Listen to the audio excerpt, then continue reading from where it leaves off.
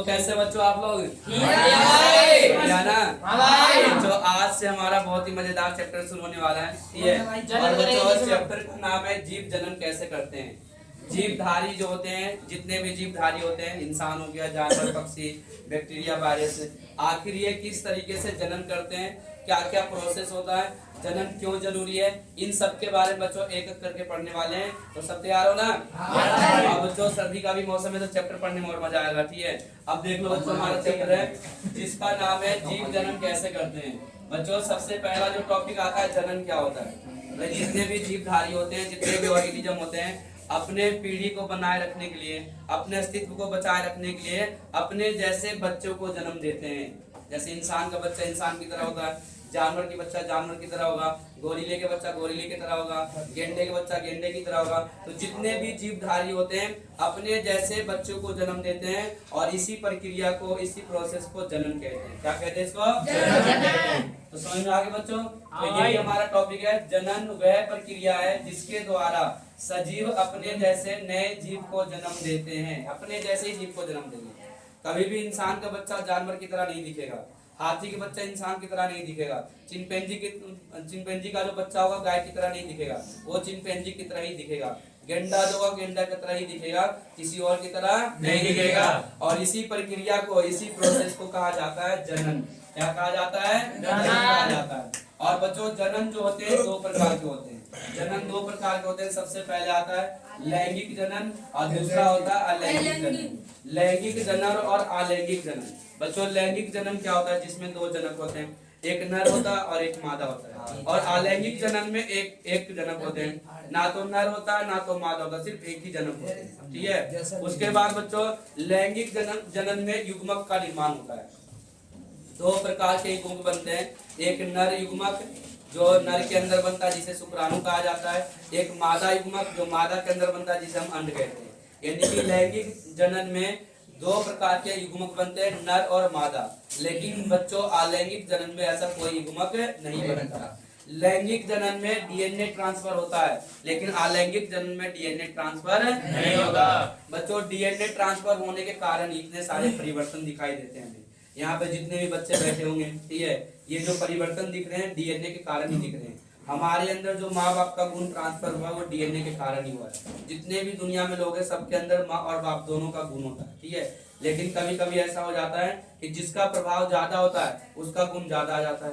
किसी किसी के अंदर बाप का गुण ज्यादा होता है, किसी के अंदर माँ का गुण ज्यादा होता है, लेकिन माँ और बाप के होंगे, किसी तीसरे के नहीं होंगे। और बच्चों कुछ ऐसे चीजें जो 100% ट्रांसफर होता है, जैसे कलर हो गया। इंसान का जो रंग होता है वो 100% माँ बाप पे ही जाता है। अगर माँ बाप दोनों गोरे होंगे तो बच्चा भी गोरा होगा, अगर माँ बाप दोनों काले होंगे तो बच्चा भी काला होगा। अगर मान लिया माँ गोरी है बाप काला है तो बच्चा जो होगा सांवला नहीं होगा, दोनों में से किसी एक पे ही जाएगा। अगर माँ का प्रभाव ज्यादा होगा तो बच्चा गोरा हो जाएगा, अगर बाप का प्रभाव ज्यादा होगा तो बच्चा काला हो जाएगा। यानी कि ये सब डीएनए का खेल है। किसका खेल है? डीएनए का खेल है। और बच्चों हम इस बालों से, ये जो हमारे बाल हैं, इससे भी अपने डीएनए के बारे में पता कर सकते हैं। नाखून से भी अपने डीएनए के बारे में पता कर सकते हैं। और डीएनए से हमें अपने माँ बाप के बारे में पता कर सकते हैं और भाई बहन के बारे में पता कर सकते हैं। कौन हमारा भाई है, कौन हमारा भाई नहीं है, कौन हमारे खानदान से जुड़ा हुआ है, ये भी हम डीएनए से ही पता कर सकते हैं। बच्चों हमारा जो डीएनए चाचा से मिल सकता है, ठीक है, दादा से मिल सकता है, बुआ से मिल सकता है, मम्मी से मिल सकता है, लेकिन बच्चों हमारा डीएनए मामा से नहीं मिल सकता। ध्यान रखना, हमारा डीएनए मामा से नहीं मिलेगा, फूफा से भी नहीं मिलेगा, क्योंकि वो दूसरे ग्रुप में आ जाते हैं, वो दूसरे खानदान में आ जाते हैं। जो हमारे खानदान से जुड़े होंगे, जो हमारे दादा दादी से जुड़े होंगे, या जो जैसे मान लिया माँ जो है नाना नानी से जुड़े हुए हैं, तो हमारा डीएनए नाना नानी से भी मिल जाता है। ध्यान रखना। तो किसी तीसरे से हमारा डीएनए नहीं मिलेगा, मौसा से हमारा डीएनए नहीं मिलेगा, मामा से भी मिल जाएगा, क्योंकि मामा भी किससे है? नाना से।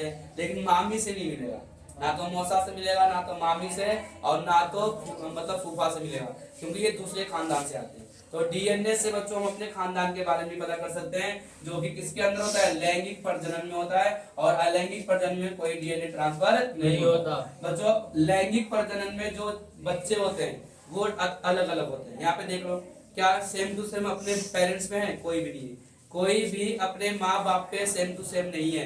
बहुत सारे अंतर है। कुछ ही गुण है जो हमारे माँ बाप के जो हमारे अंदर है, बाकी जितने भी गुण है वो सब अपना अलग ही है। तो ये डीएनए के कारण ऐसा होता है। लेकिन अलैंगिक प्रजनन में जो बच्चे होते हैं सेम टू सेम पेरेंट्स पे जाते हैं, यानी कि माँ बाप पे, जो माँ बाप तो होता है नहीं, जो भी जनक होता है उसी जनक पे जो बच्चों अलैंगिक प्रजनन में बच्चे जाते हैं। तो यही मैंने बच्चों यहाँ पे लिख रखा है, यहाँ पे देख लो ध्यान से। इसमें एक जनक होते हैं और बच्चों इसमें दो जनक होते हैं। दूसरा अंतर, इसमें युग्मक का निर्माण नहीं होता है और इसमें युग्मक का निर्माण होता है। युग्मक का मतलब जो नर के अंदर शुक्राणु बनता है और मादा के अंदर अंड बनता है, यानी कि एग बनता है, इसे हम युग्मक कहते हैं। नर युग्मक और मादा युग्मक ये जो होता है बच्चों लैंगिक प्रजनन बनता है। उसके बाद बच्चों इसमें नया जीव जनक के समरूप होता है, मतलब जनक की तरह ही होता है। इसमें जो नया जीव होता है जनक की तरह समरूप नहीं होता, अलग अलग होते हैं। और उसके बाद बच्चों यह निम्न वर्ग के जीवों में पाया जाता है, मतलब छोटे वर्ग के जो जीव होते हैं, जो एक कोशिका जीव होते हैं, जो पानी ज्यादातर पानी में रहने वाले जो जीव होते हैं, उनके अंदर अलैंगिक प्रजनन होता है। और ये उच्च वर्ग का मतलब जो बहुकोशिकीय जीव होते हैं, जैसे बच्चों इंसान, जानवर, पक्षी, उच्च वर्ग के जीवों में जो लैंगिक प्रजनन होता है। ठीक है बच्चों। उसके बाद अगला टॉपिक आता है हमारा लैंगिक प्रजनन में। आगे भी हम डिटेल में पढ़ने वाले हैं, बहुत मजेदार टॉपिक है। तो ये वाला चैप्टर बच्चों सबको आता है।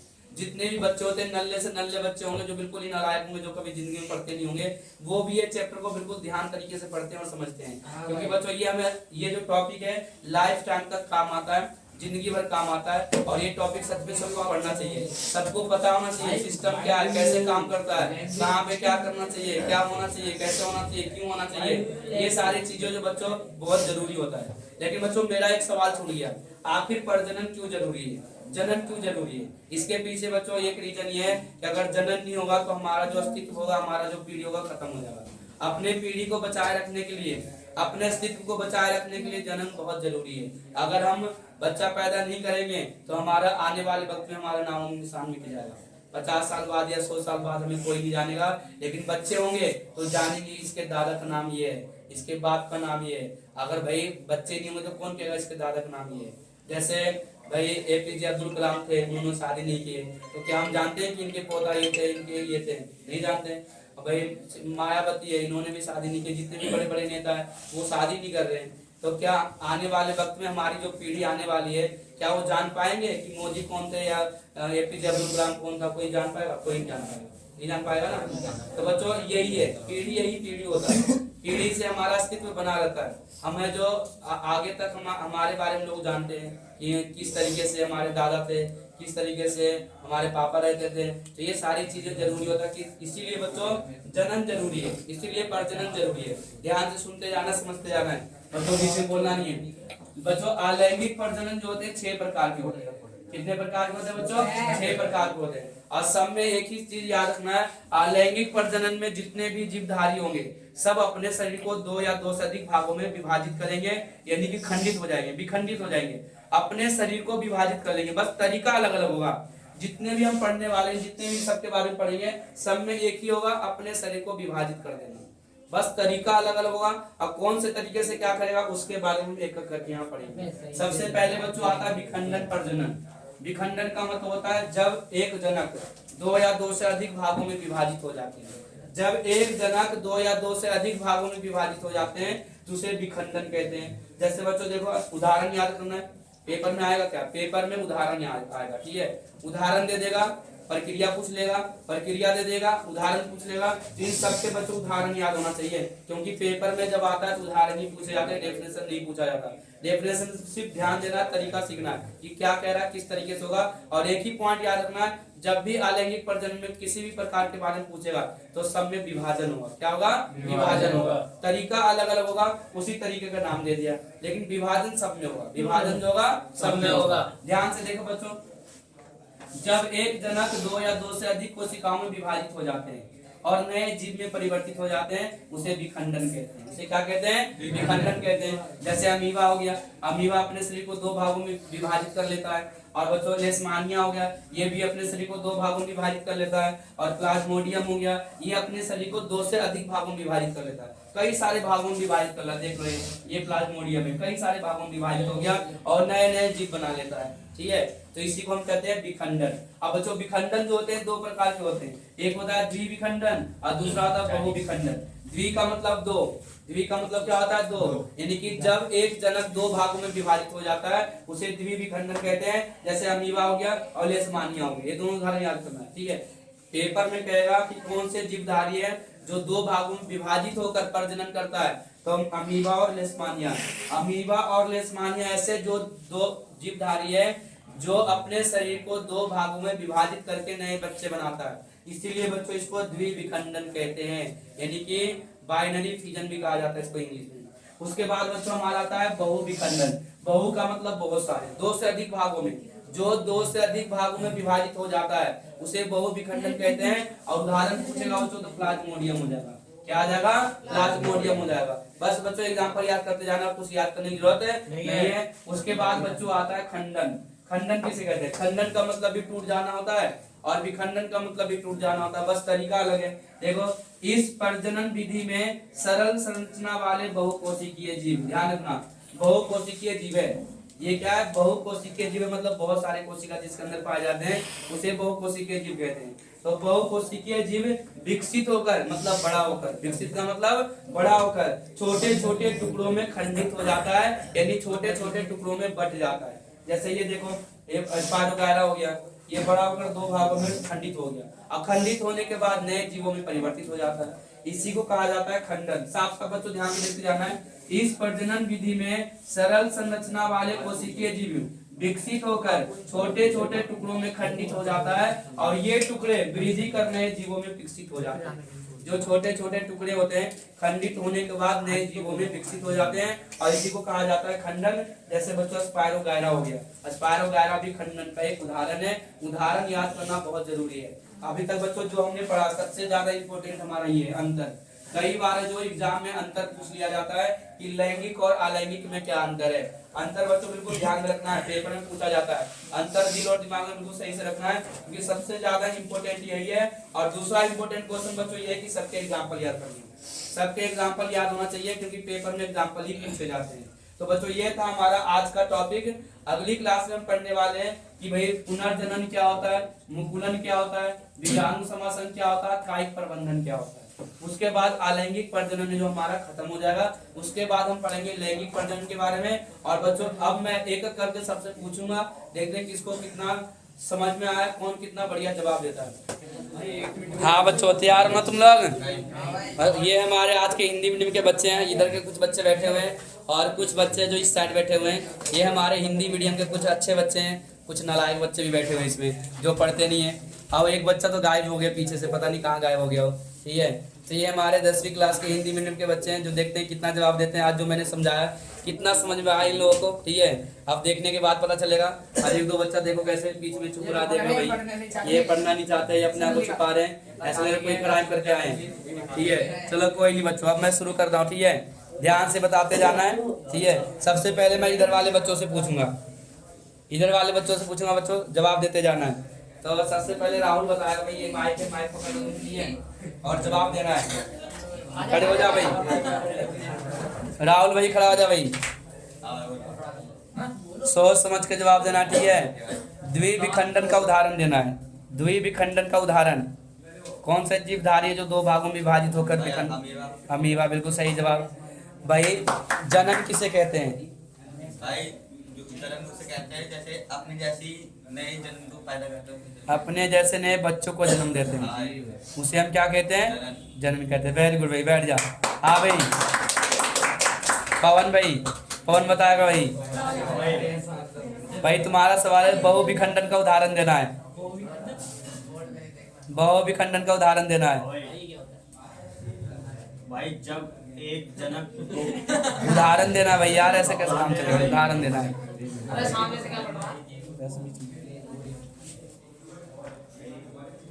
उदाहरण बता भाई।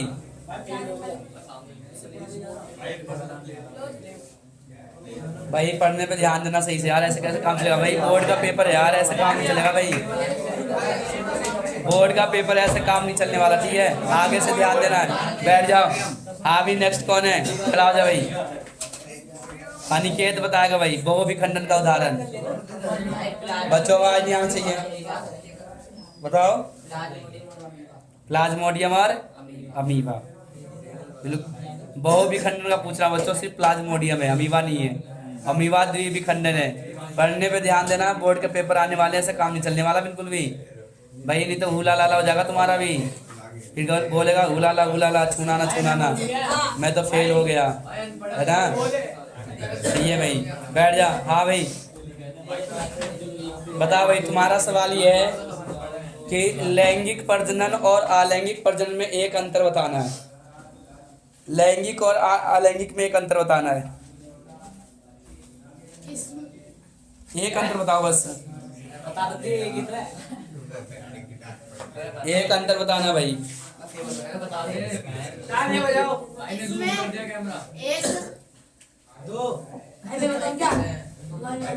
एक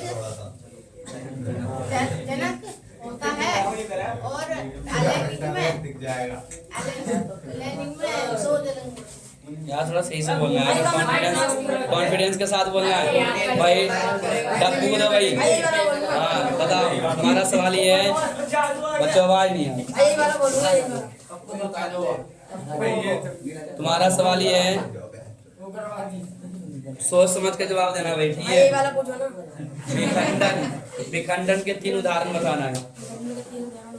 विखंडन के 3 उदाहरण बताना भाई, जल्दी बता भाई। अमीबा, हाँ, प्लाज्मोडियम, प्लाज्मोडियम, हाँ,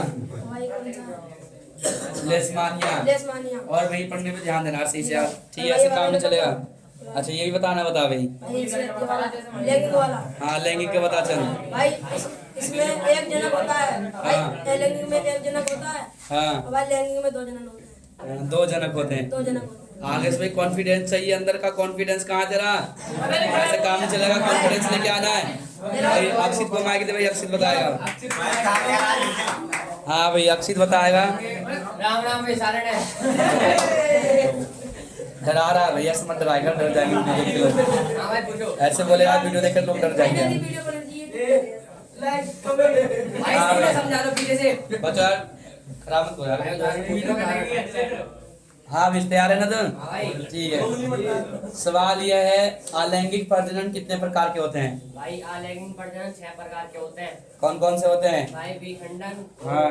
खंडन और पुंजनन और मुकुलन, हाँ। बीजाणु समक, भाई कारण पर भाई बीजाणु समासंग, कायिक प्रबंधन, पुनर्जनन। भाई सवाल है अगला, बिल्कुल सही से बोलना, कॉन्फिडेंस वैसे काम चलेगा भाई। हाँ भाई। भाई विखंडन कितने प्रकार के होते हैं? भाई विखंडन 2 प्रकार के होते हैं। कौन कौन से? विखंडन, बहुविखंडन। भाई द्विविखंडन का 2 उदाहरण देना है। भाई 2 विखंडन का भाई अमीबा और लेशमानिया। अमीबा और लेशमानिया। बहुविखंडन का उदाहरण बताना है। भाई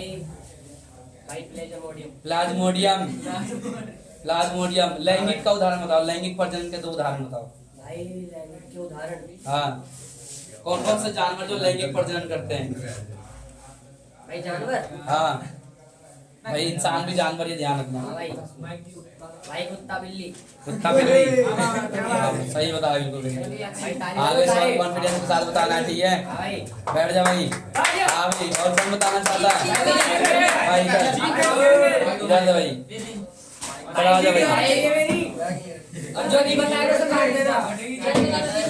बता भाई, तुम्हारा क्वेश्चन ये है, प्रजनन किसे कहते हैं? प्रजनन किसे कहते हैं बताओ, जनन किसे कहते हैं? जनन किसे कहते हैं? हाँ जनन वह प्रक्रिया है जिसके द्वारा सजीव अपने जैसे नए जीव को जन्म देते हैं, उसे जनन कहते सही हैं। बोला, सही बोला, सही बोला। जनन कितने प्रकार के होते हैं? जनन 2 प्रकार के होते हैं, लैंगिक है लैंगिक। लैंगिक और अलैंगिक है। और लैंगिक और अलैंगिक में 2 अंतर बताना है। लैंगिक और अलैंगिक में 2 अंतर बताओ। इसमें एक जनक होता है, हाँ। युग्मक का निर्माण नहीं होता है, हाँ उसमें नया जीव जनक समरूप होता है। हाँ। यह निम्न वर्ग के जीवों में अधिक पाया जाता है। हाँ और लैंगिक जनक, इसमें 2 जनक होते हैं, हाँ युग्मक का निर्माण। क्या कर रहा है? अरे आगे से पढ़ना सही से, ठीक है, आगे से ध्यान रखना है, ठीक है भाई। वैसे सही बताया जितना मैंने पूछा। आगे भी ध्यान देना है। और कौन बताना चाहता है भाई? और कोई बताना चाहता है? ठीक है भाई, कोई नहीं, अगली बार मैं एक करके पूछूंगा क्योंकि बच्चों स्कूल का भी टाइम हो गया, तुम लोग स्कूल भी जाना है। ठीक है, तो आज के लिए इतना ही, मिलते हैं अगली क्लास में। Bye bye.